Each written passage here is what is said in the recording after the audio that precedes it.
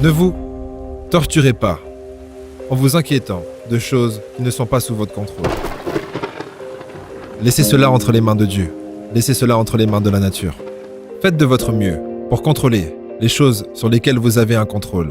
Vous-même, votre comportement, vos intentions et vos actions.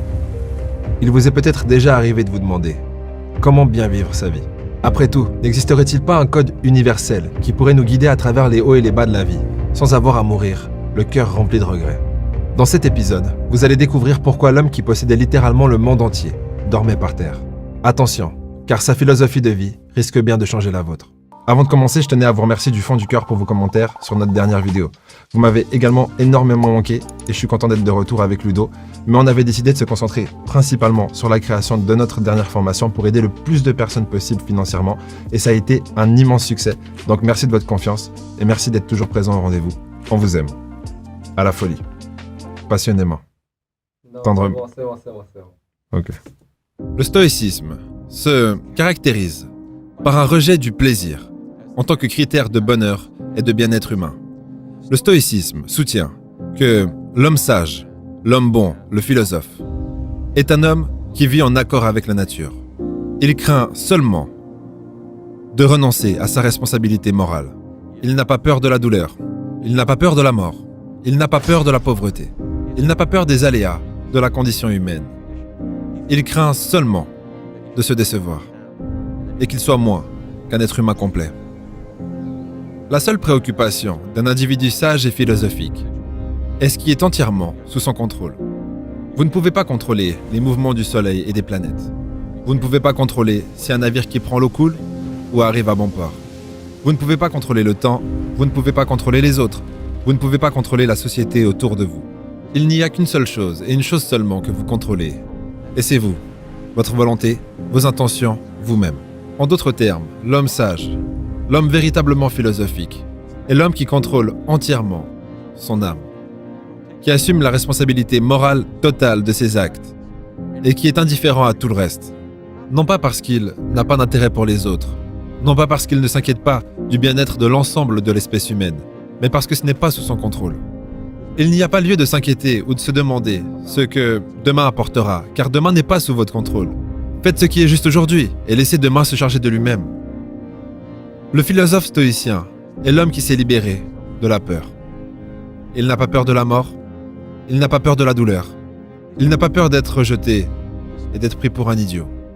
La seule chose qui l'importe est qu'il remplisse ses obligations morales. Ralph Waldo Emerson a dit un jour que la grandeur est la perception que la vertu est suffisante. Une phrase élégante et magnifique. Et il aurait très bien pu la voler à l'un des stoïciens. Car tous les stoïciens croient fondamentalement que la vertu morale, une âme organisée qui poursuit rationnellement les fins qui sont bonnes pour tous les êtres humains. Voilà la conception stoïcienne de la vertu. Ils ont finalement compris que leur grandeur réside dans le fait qu'ils perçoivent que la vertu est suffisante. Nous n'avons pas besoin de richesse. Nous n'avons pas besoin de satisfaction sexuelle. Nous n'avons pas besoin de la vie elle-même. Si la vertu morale nous dit que nous devons mourir dans la poursuite d'une bonne fin, la protection de notre famille, la protection de notre foyer, la protection des innocents, dans l'accomplissement du bien, rien ne doit être épargné, même pas nos vies. Il y a beaucoup de choses sur lesquelles nous n'avons pas de contrôle. Mais il y a une chose, je dirais même un super pouvoir, sur lequel nous avons tous un contrôle absolu. Et c'est le pouvoir des décisions. Votre capacité à prendre des décisions, rapidement et efficacement, fera la différence entre le vous qui réussit et le vous qui ne réussit pas. Peu importe votre définition de la réussite. Mais alors, comment faire la différence entre une bonne décision et une mauvaise décision? C'est pas très compliqué. Souvent, une bonne décision est difficile à prendre. Et une mauvaise décision est facile à prendre. Et il est important de ne pas oublier que de ne pas prendre de décision ou de repousser à plus tard une décision est souvent une mauvaise décision. Personnellement, je considère une bonne décision comme un pas en avant et une mauvaise décision comme un pas en arrière. Peu importe l'importance de la décision en question. Il ne faut pas oublier que le diable se cache dans les détails et que même les micro-décisions ont leur importance. Imaginez, vous êtes chez vous, après une journée de travail, et d'un coup vous pensez à l'idée d'aller faire du sport. Maintenant que l'idée vous est venue, quelle est la bonne et quelle est la mauvaise décision?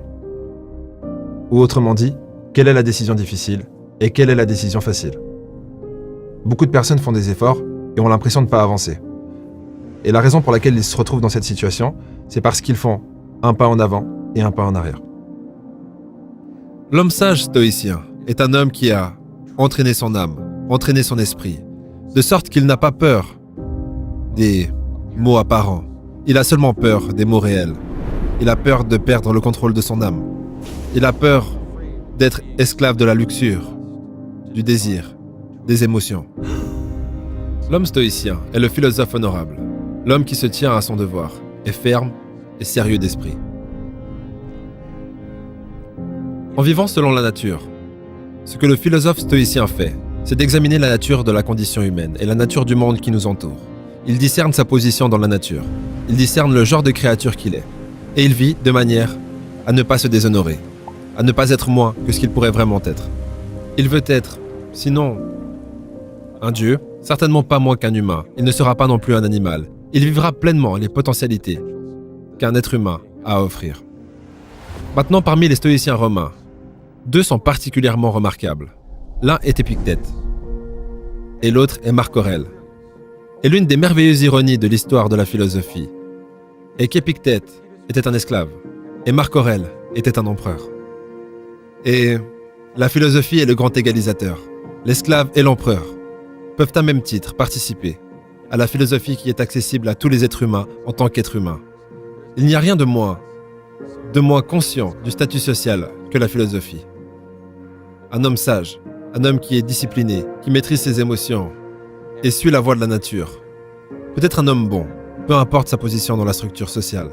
Il n'est pas responsable de la structure sociale et ce n'est pas son problème. Si les dieux ou la nature ou quoi que ce soit qui contrôle le monde fait de vous un esclave, alors soyez un bon esclave. Si Dieu, la nature ou quoi que ce soit qui contrôle le monde fait de vous un empereur, alors soyez un bon empereur. Votre mission est de ne pas vous déshonorer et de vivre selon les plus hauts potentiels de l'être humain. Martin Luther King a dit « S'il t'a été donné d'être balayeur de rue, balaie les rues comme Michel-Ange peignait, comme Beethoven composait, comme Shakespeare écrivait. Balaie les rues si bien que tous les hôtes des cieux et de la terre s'arrêteront et diront « Ici a vécu un grand balayeur qui fit bien son travail ». C'est également ce que voulait dire le poète Douglas Malloch quand il a écrit « Sois buisson si tu ne peux être arbre. Si tu ne peux être route, sois sentier. Si tu ne peux être soleil, sois étoile. Ce n'est pas par la taille que tu vaincras. Sois le meilleur que tu sois. » Par contre, si vous n'aimez pas votre situation actuelle, soyez malgré tout la meilleure personne que vous puissiez être. Et une meilleure opportunité s'offrira à vous. Le plus intéressant des stoïciens est Marc Aurèle. Lord Acton, le grand philosophe et historien anglais, a dit un jour que le pouvoir corrompt et que le pouvoir absolu corrompt absolument. Et cela est généralement vrai. La difficulté avec cette généralisation, c'est Marc Aurèle. Marc Aurèle était un dirigeant absolu. Il était le dirigeant de l'Empire romain. Il était empereur. Il avait le pouvoir absolu de vie et de mort sur tous les habitants du monde connu. Je ne parle pas du monde tel que nous le connaissons aujourd'hui, mais du monde tel que les Romains l'auraient connu. Ils ne connaissaient pas la Chine. Ils avaient une conception très atténuée des Esquimaux. Pour eux, le monde est le bassin méditerranéen. Et Rome en est propriétaire. Et Marc Aurèle possède Rome. Essentiellement, sa parole est loi. Maintenant, pour presque tous les empereurs romains, ils ont mené des vies scandaleuses et se sont déshonorés. Ils étaient bien plus préoccupés par la satisfaction de leur appétit sensuel, la satisfaction de leur passion et leurs éclats de colère. Marc Aurèle était l'exception à cela. Et l'exception à la généralisation de Lord Acton. Dans son cas, le pouvoir n'a pas corrompu. Le pouvoir absolu n'a pas corrompu absolument. Au contraire, le pouvoir absolu nous a permis de voir ce qu'est vraiment l'homme sous le corps. Il nous a permis de découvrir à quoi ressemble l'âme de Marc Aurèle. Imaginez un homme pour qui toutes les contraintes de la loi, les coutumes et les ordres politiques sont levés. Il peut avoir tout ce qu'il veut. Si un homme, dans ces circonstances, se comporte bien, cela vous dit quelque chose sur l'âme qui est en lui, car aucune contrainte extérieure ne lui fait faire ce qu'il fait. Et Marc Aurèle est le seul exemple d'un dirigeant absolu qui se comporte de manière à ne pas se déshonorer. C'est une tentation incroyable. Imaginez ce que c'est. Arrêtez-vous et mettez-vous à sa place un instant. Marc Aurèle monte sur le trône en 161 après Jésus-Christ et meurt en 180 après Jésus-Christ, soit 19 ans, à diriger le monde entier. Il peut avoir tout l'argent du monde. Ce n'est pas une exagération. Tout l'argent du monde, s'il le veut, il n'a qu'à le récolter. Il peut coucher avec qui il veut, quand il le veut, dans n'importe quelle circonstance. S'il veut se saouler, on peut lui apporter du vin, à l'infini. sans limitation. Il peut commencer à boire maintenant et rester ivre pendant les 19 prochaines années jusqu'à sa mort. Imaginez n'importe quoi que les parties émotionnelles et irrationnelles de votre âme désirent. Et maintenant, imaginez que vous pouvez l'avoir. Dans ces circonstances, imaginez que vous êtes contraint de supporter ces conditions pendant 19 longues années. Combien d'entre vous échoueraient à ne pas se déshonorer? Imaginez toutes les choses que vous pourriez vouloir. Et maintenant, demandez-vous pourquoi est-ce que vous ne les avez pas. Est-ce que c'est parce que le monde est injuste? Est-ce que c'est parce que vous n'avez pas de chance? Ou est-ce que c'est simplement parce que Dieu est bon, parce que l'univers est bien fait? Personnellement, j'aime bien me dire que si je n'ai pas certaines choses que je veux, ce n'est pas parce que je n'ai pas de chance ou que la vie est dure, mais c'est simplement parce que je ne suis pas prêt à recevoir ces choses dans ma vie et qu'elles me feraient plus de mal que de bien. Avec cette idée en tête, la seule chose que j'ai à faire, c'est augmenter ma discipline et ma capacité à contrôler mes émotions. Si vous augmentez votre discipline et votre capacité à vous contrôler, quelque part, toutes les choses que vous voulez, une fois que vous les aurez, ne finiront pas par vous contrôler. L'homme sage stoïcien a rendu sa vie conforme à la nature. Et la nature est universelle et partout. Elle existe en tout lieu et en tout temps. De cette façon, l'homme stoïcien n'est jamais ailleurs que chez lui. Son palais est le cosmos. C'est ce qui fait de lui un cosmopolite. Dans l'ancienne théorie politique grecque, vous étiez citoyen d'une police politique et d'un état-cité particulier. Vous étiez athénien ou spartiate. L'homme sage stoïcien est cosmopolite. Où qu'il soit, il vit en accord avec la nature. Quoi qu'il fasse, il fait ce qu'il sait être juste. Quelle différence cela fait-il que ce soit dans une cellule de prison ou dans un palais?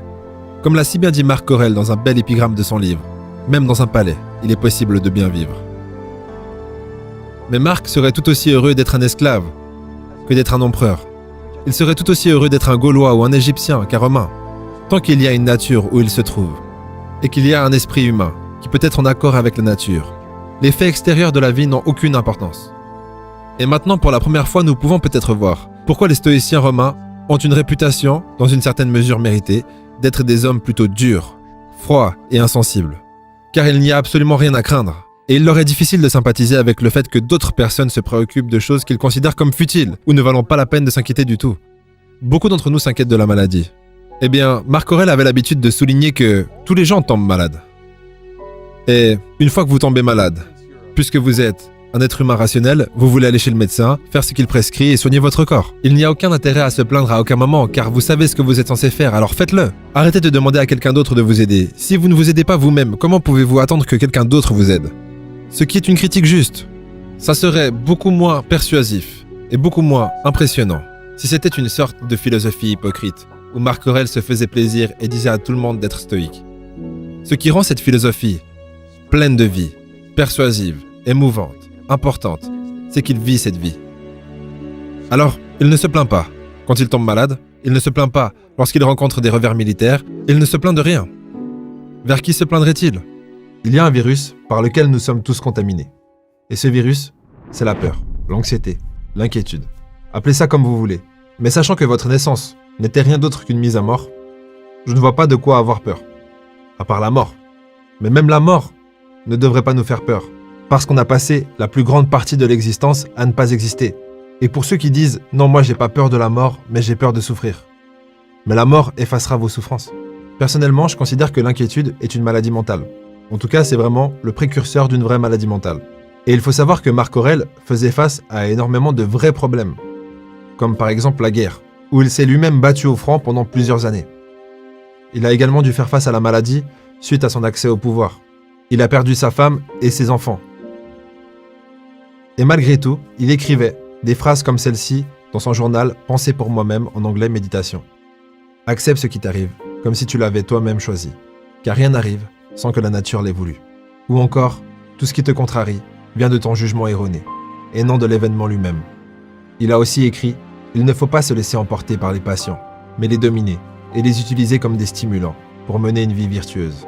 Tu peux te débarrasser de nombreuses difficultés en cessant de juger les choses comme étant insurmontables. » Et pour finir, l'une de mes préférées, fais attention à ne pas te tromper en te considérant comme plus sage que tu ne l'es en réalité. Le secret de Marc Aurèle, selon moi, ce n'est pas d'être naturellement fort, mais c'est sa capacité d'accéder à la raison lorsqu'il fait face à des moments difficiles. D'ailleurs, je vous propose de noter dans les commentaires votre citation préférée de tous les temps, que ce soit Marc Aurèle ou vous-même. Dites-nous dans les commentaires quelle est votre citation préférée.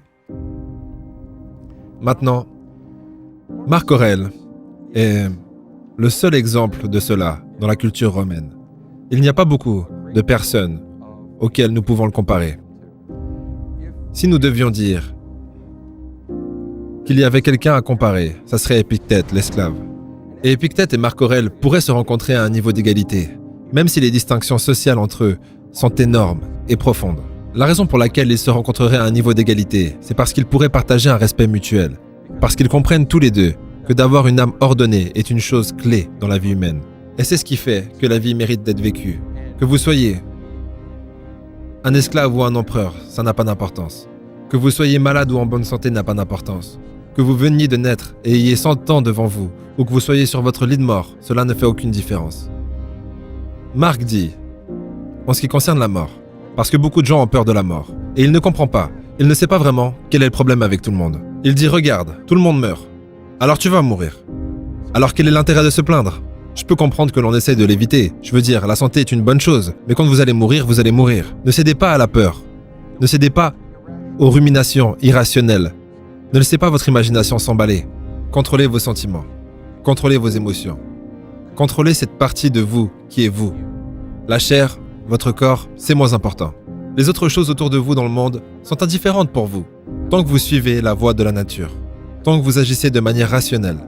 Tant que vous vivez selon les meilleures potentialités de l'âme humaine. Alors vous êtes un homme bon et vous n'avez à vous soucier de rien d'autre. L'idée clé derrière Marc Aurèle, c'est vraiment quelque chose comme ceci. Cela fait partie de la condition humaine d'avoir des ennuis, des soucis, des angoisses et des problèmes. Ne vous torturez pas en vous inquiétant de choses qui ne sont pas sous votre contrôle. Laissez cela entre les mains de Dieu. Laissez cela entre les mains de la nature. Faites de votre mieux pour contrôler les choses sur lesquelles vous avez un contrôle. Vous-même, votre comportement, vos intentions et vos actions.